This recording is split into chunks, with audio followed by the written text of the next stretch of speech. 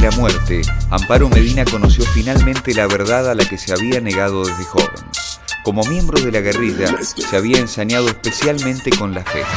También había liderado los planes de reducción de la natalidad implementados por organismos internacionales en Ecuador.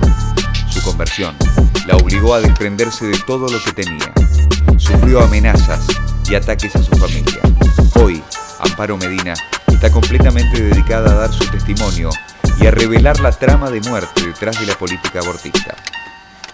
Bueno, Amparo, muchísimas gracias por recibirnos. Jaime Durán Barba es una persona muy importante dentro del gobierno. Tiene un rol que no es específico, no tiene un ministerio, no tiene una secretaría, no es un funcionario propiamente, pero es una persona que realmente influye mucho.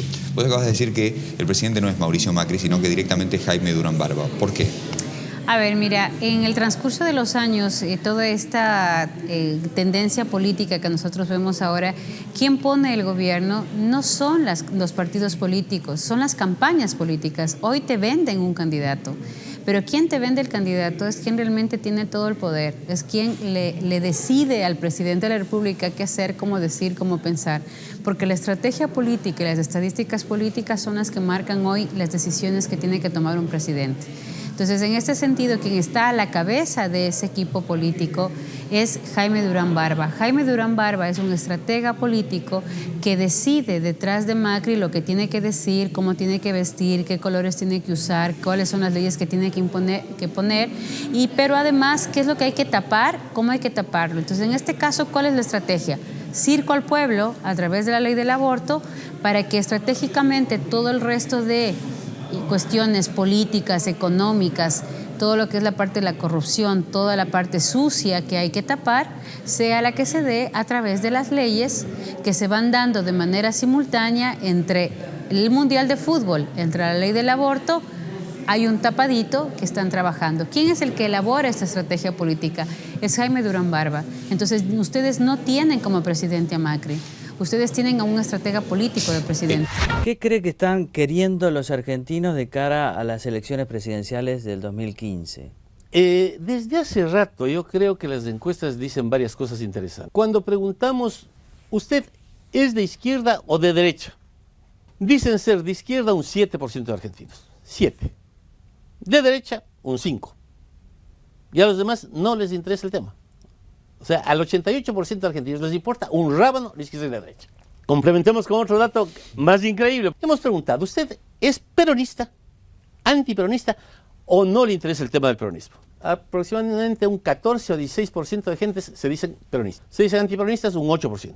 Y los demás dicen que no les interesa el tema. No llegan a ser 1 de cada 4. Y tenemos, sin embargo, el mito de que todos son peronistas. ¿Él actúa por su propia cuenta o hay otros factores que influyen en la conformación de esa campaña o de esa visión de la realidad? Porque él siempre ha sido, por ejemplo, abortista por un lado, ha sido uno de los primeros funcionarios o miembros del gobierno de Macri en pronunciarse a favor del aborto y muy anticlerical también. Así es, él es quien, con un discurso de que yo he estudiado teología, yo he estudiado lo que es la iglesia, yo sé lo que sufren las mujeres, hoy está difundiendo el aborto. Yo estudié siempre con los jesuitas, escuela jesuita, colegio jesuita.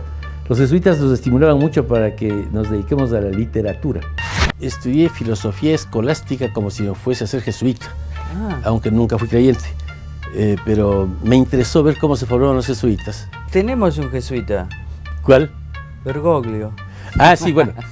Detrás de él hay toda una estructura política, económica, de poder que está impulsando a Argentina hacia el aborto. Entonces, toda esta estructura política, económica, de poder, acordémonos lo que pasó con Odebrecht. Un escándalo de corrupción se toma toda América Latina, de la multinacional de infraestructura brasileña Odebrecht. Y todo el manejo económico, político que hubo que generó que sea Odebrecht quien esté al frente de diferentes gobiernos en América Latina. Es lo mismo lo que está pasando ahora. Entonces, Macri es un títere en manos de este grupo político encabezado por Durán Barba para poderle decir a este presidente lo que hacer, cómo hacer. Es momento que los argentinos le exijan a Macri que si quiere ser presidente, sea él el presidente. A los 16 años me gustaron las ideas anarquistas. Armamos grupos con otros chicos, todos estudiantes de jesuitas. y tuvimos muchas aventuras revolucionarias muy agradables. En ese tiempo muchos jóvenes creíamos que era la revolución armada la que iba a cambiar el mundo. Ahora, Entonces, es mentira que decíamos que era la revolución armada para la democracia burguesa. No, claro. Había que acabar con la democracia burguesa para que venga la revolución. Pero los primeros grupos armados se alzan contra el presidente Illa. Hay grupos armados contra el presidente Alfonsín. Hay grupos armados contra el presidente elegido democráticamente, Juan Domingo Perón. No fueron los movimientos armados solamente contra gobiernos militares. No. Claro, era la revolución comunista. Digamos. Sí. Era otra comunista. democracia, una democracia popular, material. Era una democracia que no era democracia. Que no era burguesa. Sí, ciertamente. Lo que él no se da cuenta es que además va a quedar políticamente muerto.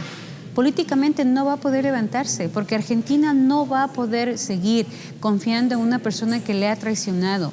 Macri debería en este momento presentar su renuncia.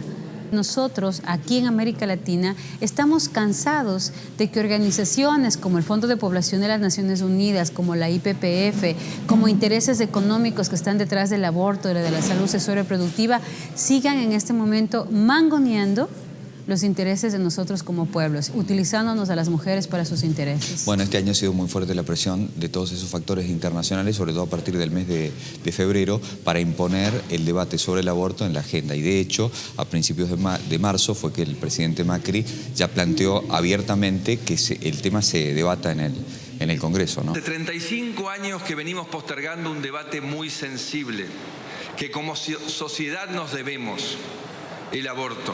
Quería preguntarte también, con respecto a la estrategia que ha adoptado el movimiento Provida acá en la Argentina, que ha sido una estrategia más bien de dejar fuera el factor religioso, es decir, que los sacerdotes, las religiosas, los obispos, prácticamente no intervengan en la discusión. Vos tenés una experiencia en toda América sobre estos temas. ¿Qué dice la experiencia? ¿Es efectiva este tipo de campañas o no? A ver, yo pienso que no nos podemos autoexcluir. A ver, yo pienso que todos suman. O sea, aquí no podemos excluir a nadie. Estamos en una batalla en donde tenemos que llegar a ser mayoría. Por lo tanto, aquí suman cristianos, judíos, musulmanes, ateos, gnósticos, el que sea. Todo aquel que se considere que está dispuesto a militar en la defensa de la vida, en la defensa de la familia natural, bienvenido sea. ¿Qué es lo que está sucediendo ahora? Que nos autoexcluimos. Ellas nos están manejando la agenda. Entonces, como salen a la calle diciendo que saquen sus rosarios de nuestros ovarios, que el que defiende la vida es facho, es de derecha, y tú le estás creyendo el cuento, les estás siguiendo la corriente. Oye, yo no tengo tu agenda. Yo no puedo ocultar quién soy. Y si tengo que salir a la calle a decir que soy militante de los derechos humanos, que soy activista de derechos humanos, que soy mujer, que soy madre y que soy cristiana, no tengo vergüenza para decirlo. ¿Por qué tenemos que ocultarnos los cristianos? ¿Por qué tenemos que ocultarnos los católicos de lo que somos, de lo que pensamos? Yo estoy totalmente de acuerdo en que no puedes confundir bajo ningún concepto en convertir esto en algo clerical, pero también estoy totalmente consciente de que esta batalla no se va a vencer sin Dios. Esta batalla la vamos a vencer con Dios por delante. Esta batalla la vamos a vencer en los dos frentes, en el frente espiritual y en el frente del mundo. Si nosotros descuidamos uno de esos dos frentes, automáticamente tenemos la batalla perdida. Te voy a dar dos ejemplos. Paraguay.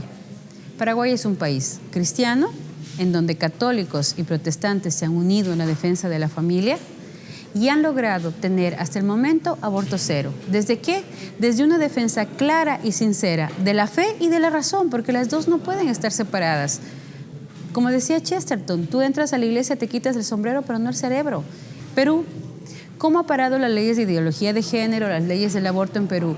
Con un cardenal a la cabeza que saca 2 millones de personas en la marcha Provida el 25 de marzo. Me siento muy orgulloso de estar con ustedes en esta marcha por la vida. El factor de la iglesia como convocante es fundamental. Acompañante, es parte de la convocatoria.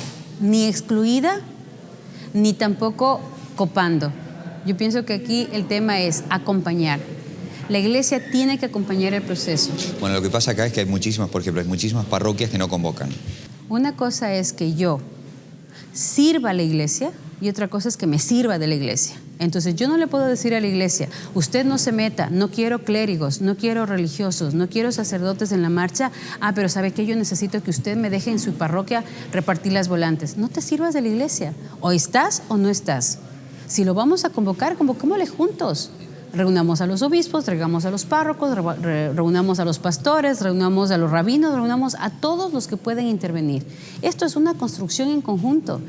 Aquí construimos todos nos ponemos de acuerdo, todos nos reunimos, todos establecemos una estrategia y todos convocamos.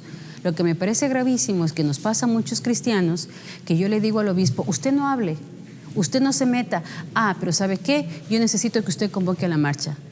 Yo te diría igual, ¿estoy o no estoy? O construimos en conjunto y convocamos en conjunto, pero no te sirvas de mí para tu convocatoria, que es totalmente diferente.